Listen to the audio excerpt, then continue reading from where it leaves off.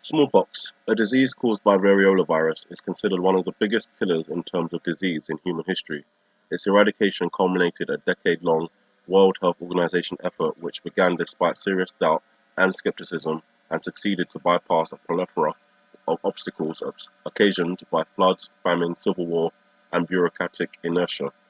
Nevertheless, recent world events have raised concerns that smallpox could fall into the hands of questionable individuals or groups who might attempt to use the virus as a weapon. Publications from the Center for Disease Control and Prevention reveal that the threat of smallpox being deliberately released by bioterrorist groups is presently considered as a possibility. If we dive into the history, we can see that the United States Army began germ warfare research in 1942 as a response to intelligence about similar programs in Berlin and Tokyo. In 1956, the US government found out about the existence of the Soviet bioweapons program, which resulted in the shift of emphasis from bacterial to viral pathogens. In 1969, presiding president of the United States, Richard Nixon, ended America's biological warfare program. His administration led the world in advocating the first multilateral disarmament treaty in 1972, which banned possession of such agents except for research into vaccines and treatments. But when the World Health Organization declared a global eradication of smallpox in 1980, Soviet officials recognized the potential of this agent as an exceptional biological weapon. The American government was unaware of the tremendous scale on which the Soviet government pursued its bioweapons operations until October 1989. Hence, U.S. warfare projects began once again 10 years after the Soviet Union, and on a much smaller scale. At its peak production level, the Soviet Union annually produced 100 metric tons of variola virus, whereas the United States never mass-produced the virus, or any other biological agent for that matter. We don't know if that's true. Bioterrorism can be defined as a terrorist action involving the intentional release or dissemination of a biological warfare agent. Variola virus represents a high-priority Category A agent that poses a global security risk for several reasons: facilitated transmission from person to person, high mortality rates, potential for a major public health impact, as well as potential to cause public panic and social disruption. Smallpox is often considered the most dangerous bioterrorist weapon because of its ineffectivity. Sorry, because of its infectivity in aerosol form and high case fatality of 30%. In addition, the world's population has become increasingly susceptible to smallpox due to the discontinuation of vaccination, which means that only approximately 20% of the population is currently protected. I'm just going to start reading it there. I just want to give you a history of smallpox.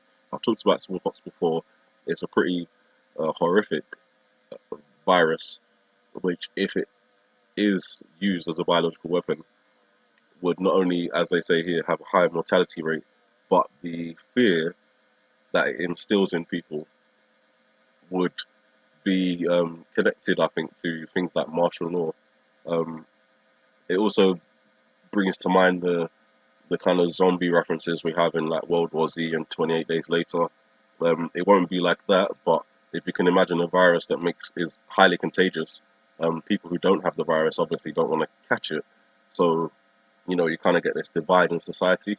And if, for example, the people who have the virus struggle to get food and water and things like that, they could turn on the healthy people, which obviously has a very zombie-like structure. So I just wanted to point out that first of all, and how scientists are, extremely worried about smallpox being recreated, even more infectious than it is now. Earlier this year, scientists published a paper describing how they pieced together segments of DNA in order to bring back a previously eradicated virus called horsepox.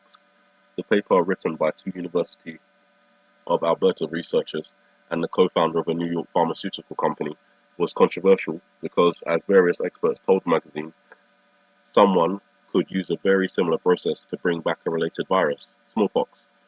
Smallpox, you recall, killed hundreds of millions of people before the World Health Organization declared it eradicated in 1980. That was the result of a long vaccination campaign. So the idea of piecing the virus back together from bits of DNA raises the specter of a horrifying pandemic. Two journals rejected the paper before PLOS One, an open access peer-reviewed journal, published it.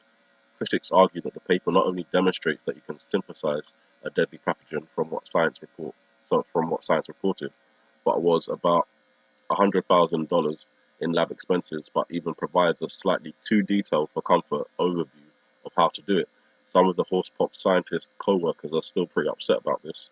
PLOS One's sister journal, PLOS Pathogens, just published 3 opinion pieces about the whole issue, as well as a rebuttal by the Canadian professors. However, these are the concerns that they can use these new technologies that they have to recreate these viruses using pieces of DNA that they piece together. Of course, there's the other possibility that stockpiles can go missing from America or from Russia. It has been reported that there's been some indications that North Korea may have the virus, Iraq or Iran may even have the virus as well, which is convenient considering the situation I'm looking out for preceding all these events happening is some sort of event that leads to Iran being blamed and then war kicking off with them. The event I think is going to happen in the UK. I think it's going to have connections with an explosion coming from underground and possibly chemicals, but there's the other option of it being biological. So in terms of fear factor and major impact, I think smallpox has one of the largest potentials for that impact out of all the viruses that there are or were. Of course, if it's genetically engineered to be even worse than it was, then that makes it even more, deadly and something really to look out for. Which alarms me when I hear reports just last month that the UK ordered smallpox vaccine in response to a monkeypox case. So on September the 7th, the first case of human monkeypox was reported in England. Now they don't have a vaccine for monkeypox, but they do have one for smallpox, which the UK ordered large amounts of. Now you can argue that that's out of an abundance of caution, but it could also be a preemptive move, ordering in these vaccines before something happens where these vaccines are needed. So the vaccine has since been used to vaccinate healthcare workers treating the patients who contracted monkeypox. A few days after the first case, a second case was reported in the UK. Both patients were believed to have contracted the infection while visiting Nigeria, which has just experienced an outbreak of the virus. Imvanex is approved for the prevention of smallpox, but has also proven to be effective in inhibiting the infection of humans with monkeypox. Currently, there are no approved vaccinations for monkeypox. According to the World Health Organization, the virus has limited secondary spread from human to human transmission and is often spread through contact with rodents and primates. Monkeypox is similar to smallpox but not as deadly, nor as human to human transmissible. Commonly, the virus results in severe swollen lymph nodes and a distinctive rash. Case fatality is less than 10% in documented events. So, even though this report is about monkeypox, it has a clear connection to smallpox.